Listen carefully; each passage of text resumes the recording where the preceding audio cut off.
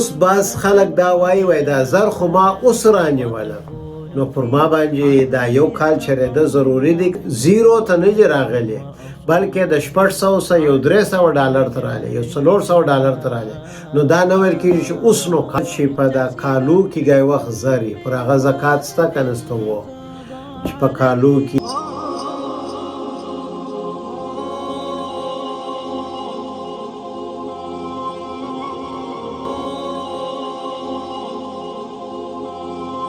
بسم الله الرحمن الرحیم د زکات په سلسله کې دا دوامه حصہ ده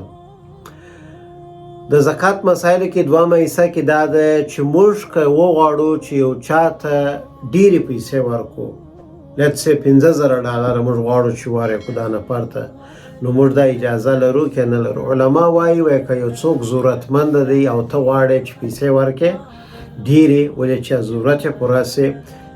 بعضی وخت چې لږ پیسې ورکړې ضرورت نه پوره کېږي نو ته داسې وایي وکړې د ټوله زکات دا ټوله پیسې د زکات پیسې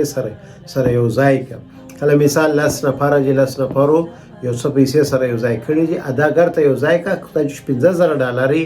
ورکړه چې د کار وسي ولې ضرورتمند دي بعض خلک ناجوړه یې نو په هغه کې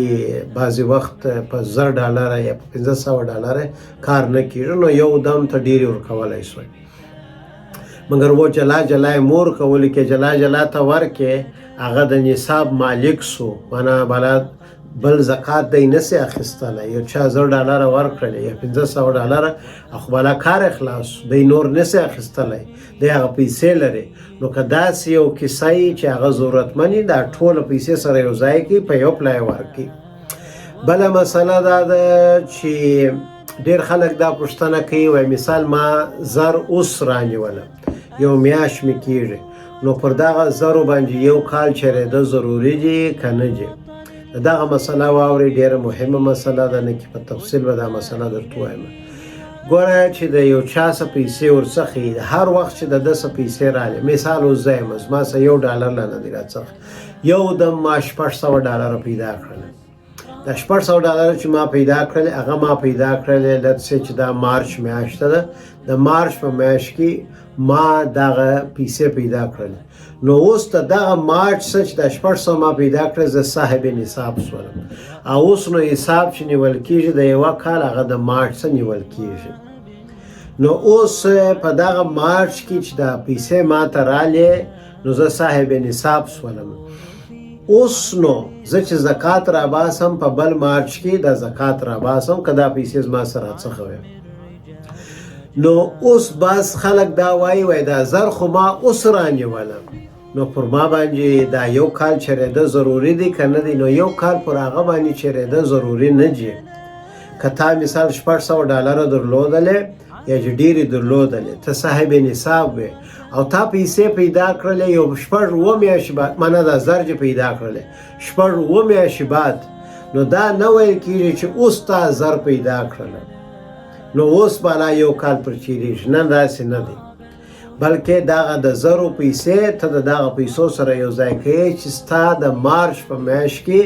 دا وخت رالی د هغه وخت په حساب باندې دا زر هم سره یو ځای کېږي صرف زر په هغه وخت کې پر کال ضروري دی چې تا هېڅ پیسې نه درلودلې اوس نو تا زر پیدا کړل او هغه دغه زر دی چې نصاب ته رسېږي ګوره دا تورې دا لفظ دا نصاب هره پلا راځي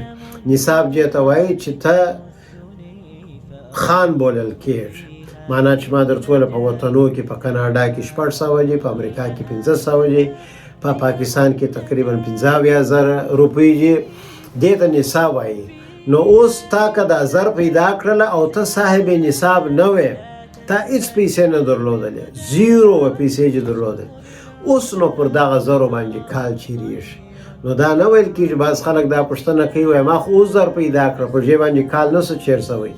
نو پر تا باندې خو کال نه چیر شوی مګر تا اول پیسې درلودلې دا زر ته د هغه ځای سره د هغه پیسو سره یو ځای کوې اوس بعض خلک دي چې خپل لور واده کې دا لور ګرسره پیسې پخوا نه درلودل اوس یې زر پیدا کړل و د دې دپاره نو بیا یو کال ضرورت دی چې پر هغه باندې یو کال چیر سي نو بیا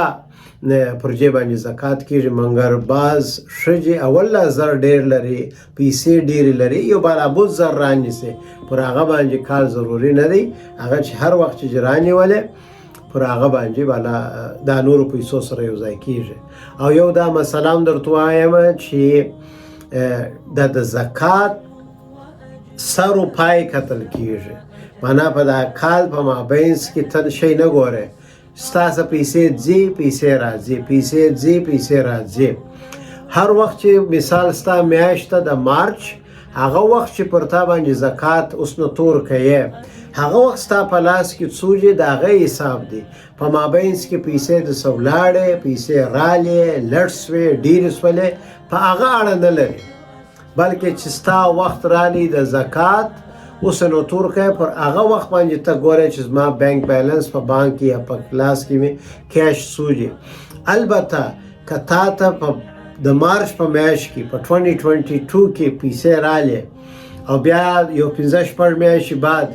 د $600 ولاړې صفر ته ولاړې ګر سره صفر ته ولاړې او بیا تا ته یو چا پیسې درکړلې یا چې خپله وګټلې هغه 600 ته ورسېدلې اوس نو ستا وخت چې شروع کېږي 15 میاشتې بعد چې پیسې چې پیدا کړل هغه وخت شروع کېږي لیکن دا مسله مهمه ده او مشکله ده نو کې سر په خلاص کړي البته که ستا پیسې زیرو ته نه دي راغلې بلکې د $600 یو $300 ته راغلی یو $400 ته راغلی نو دا نه ویل کېږي چې اوس نو کال شروع شو کال خو ستا د هغه مارچ څخه شروع شوی دی نو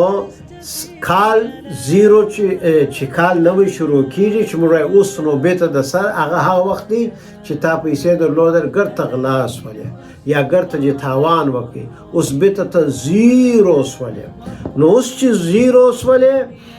اوس چې پیسې پیدا کړلې اول به ته وایې چې زیرو کېږي بیا چې پیسې پیدا کړې نو ستا کال اوس شروع شو اگر چې درمخه په مارچ شروع شو مګر پتا په دا جولای په میاشت کې پیسې دې ګرته تاوان کړل غلا شولې اته مسکین شولې غریب شولې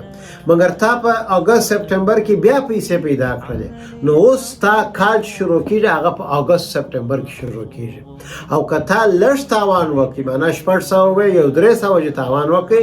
بیا هم ستا حساب نوې نه شروع کېږي ستا حساب هغه دی چې په مارچ کې و چې تا اول وارې پیسې پیدا کړ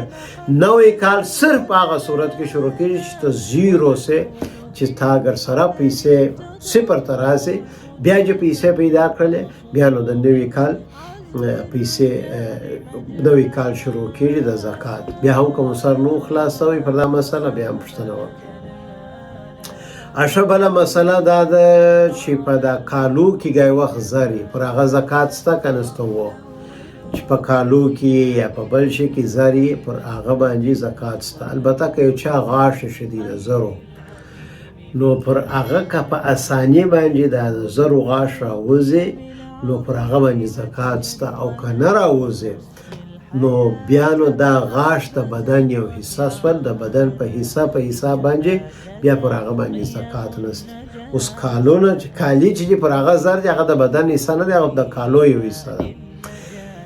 بله مسله دا ده خلک ډېر دا پوښتنه کوي پر یو چا مې پور باندې دی پر هغه باندې زکات سته که نسته که ستا امید دی چې هغه بېرته پیسې درکوي